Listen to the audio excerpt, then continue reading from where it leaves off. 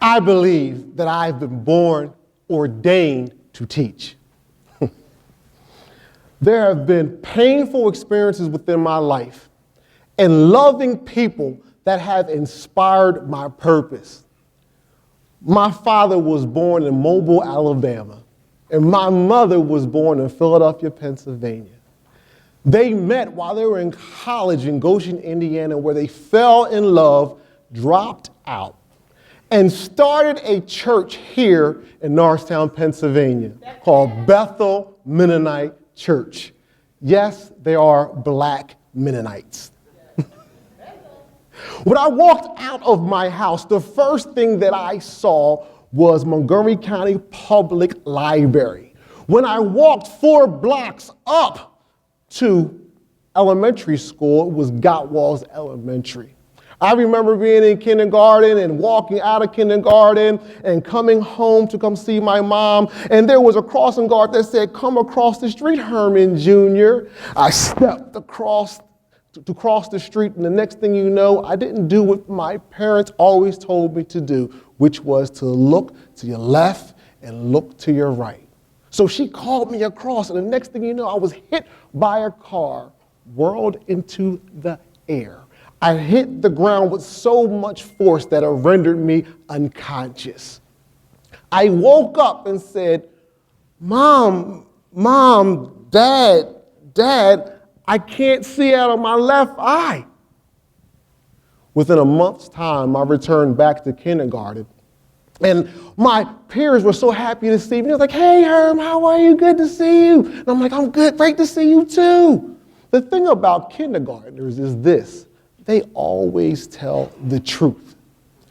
If your breath smells, they will tell you your breath stinks. If you look funny, they will tell you that you look funny. Well, when I would look at them, my left eye would go inside like this, and my right eye would go straight. So they told me that I was cross-eyed.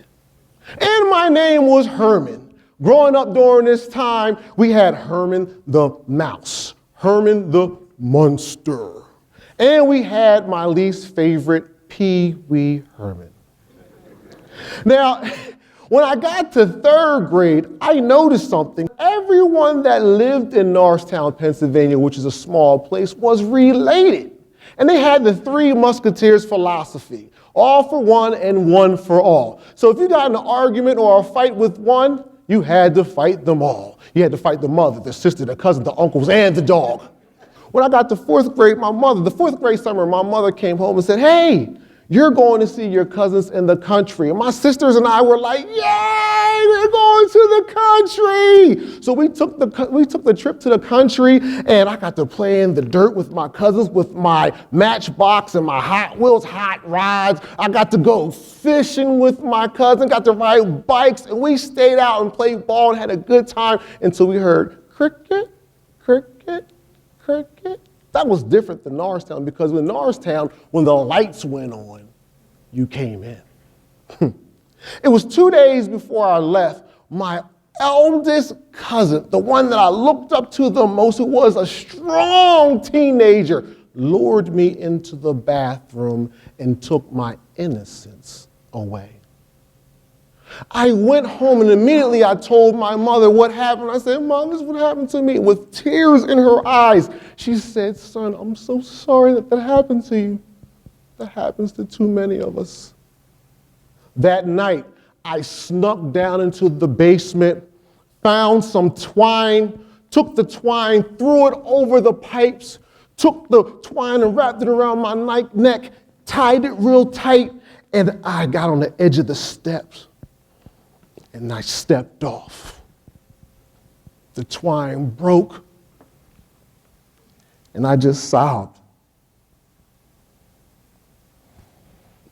By the time I got to 5th grade, my mother and father were having marital problems. See, my father loved to give. It got to the point where we had some financial problems, and my mother believed that he was spending too much time in the ministry and not enough time with the family. I call that the preacher's curse.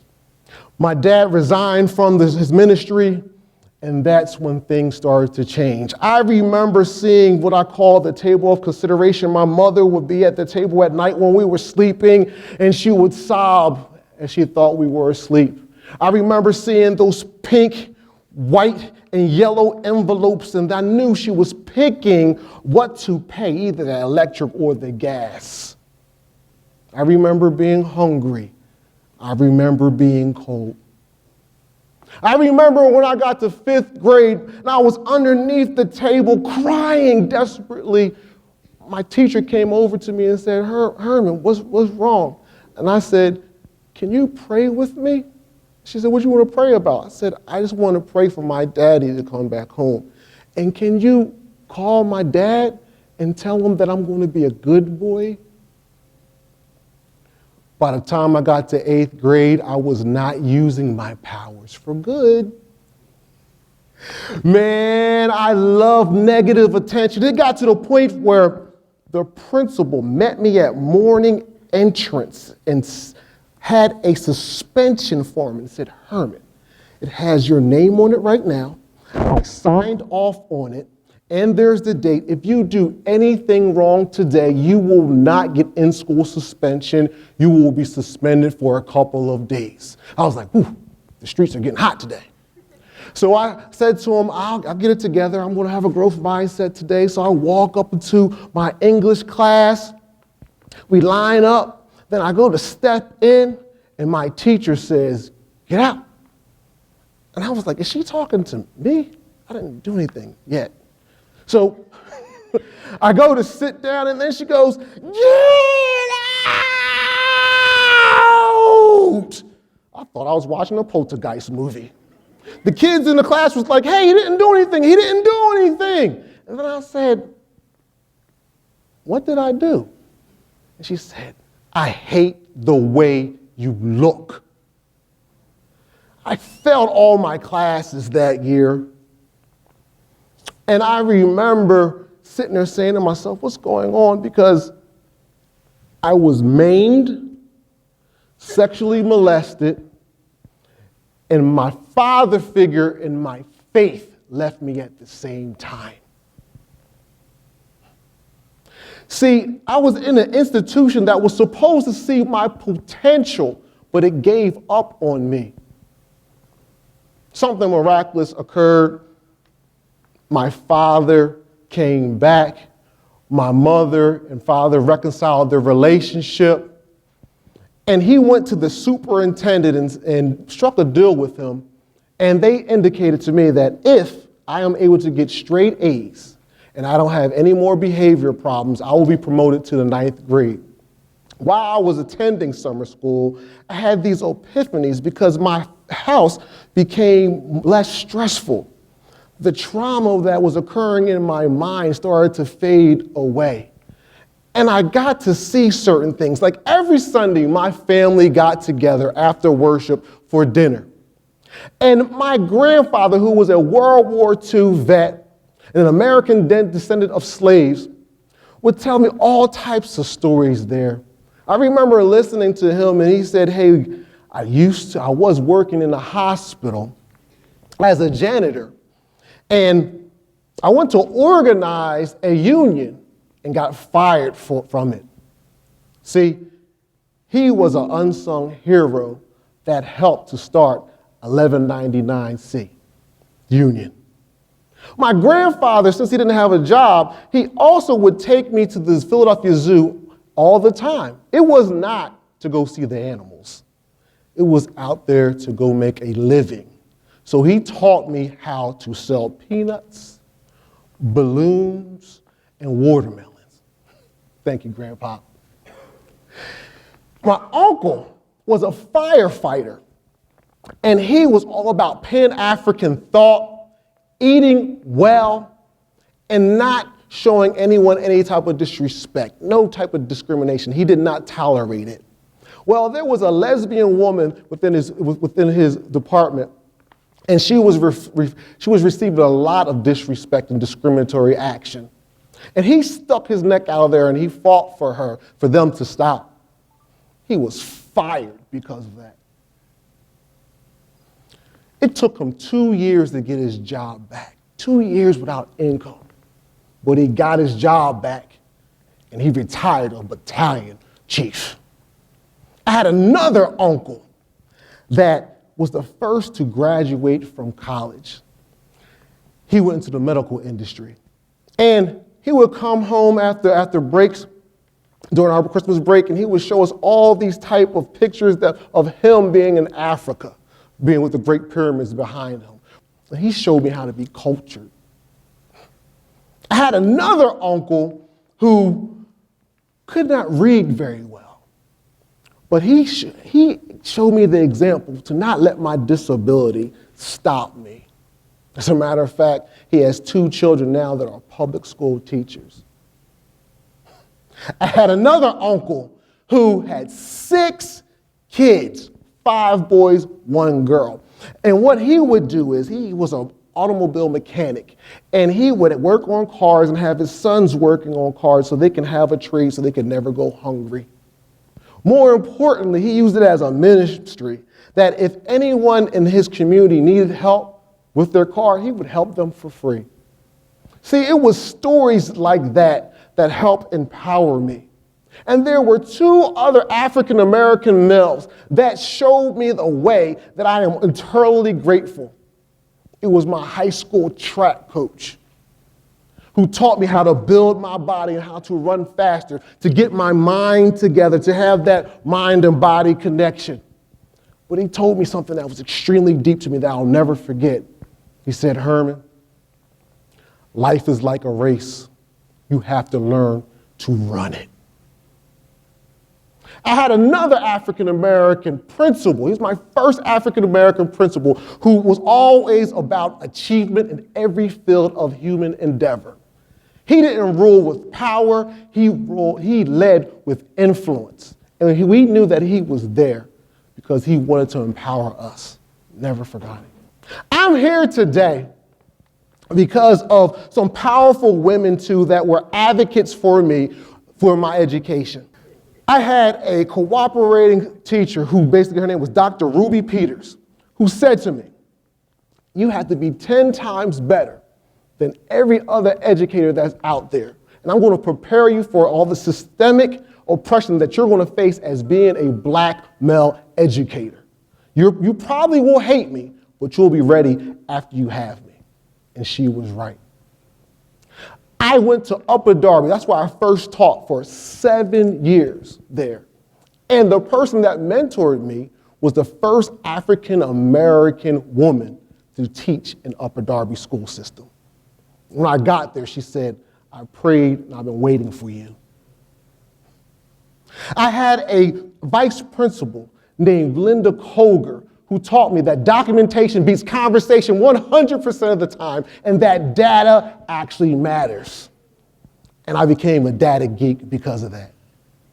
There was a lady named Jackie Leak.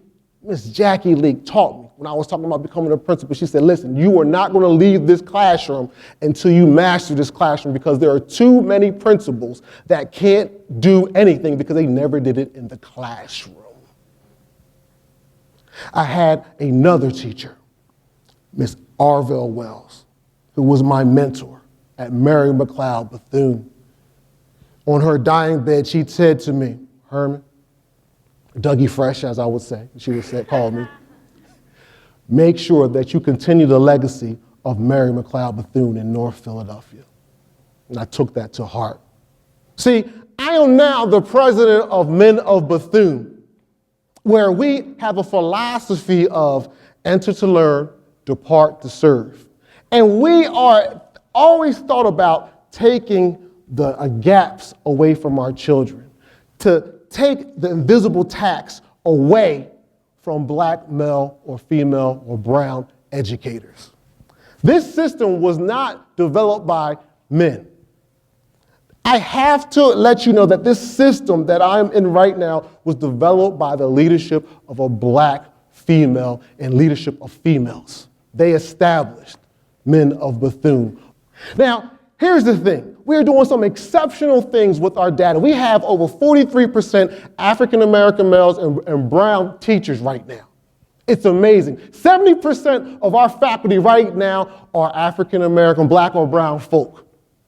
It's a great place to be. But the thing is, we need more help. It's not just about having African Americans and Latinos in the school within an impoverished area. That is just not enough. We need support, and this is what we're asking for. We're advocating to have universities to come and help us, to get us to be able to train African American and brown folks to sit there and take kids to the next level, to reduce the achievement and the belief gap. We would like to have a K-8 vocational aspect to our curriculum, and also a social justice aspect to curriculum, and a strong academic piece with athletics attached to it. Have the kids playing ball one day and then be able to use a drill to be able to fix their house in the next day.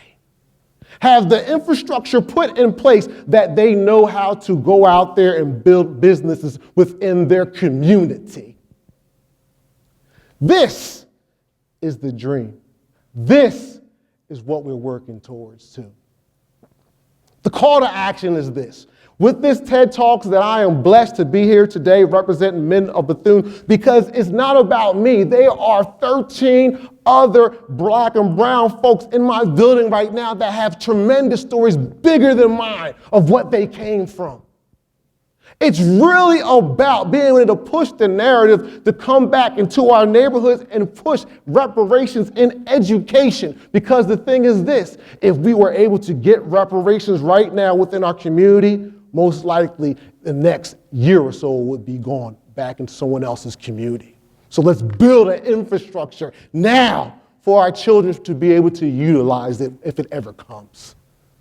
The second thing that we need to do is to have individuals within our classroom dealing with the trauma that I went through with the two-parent home.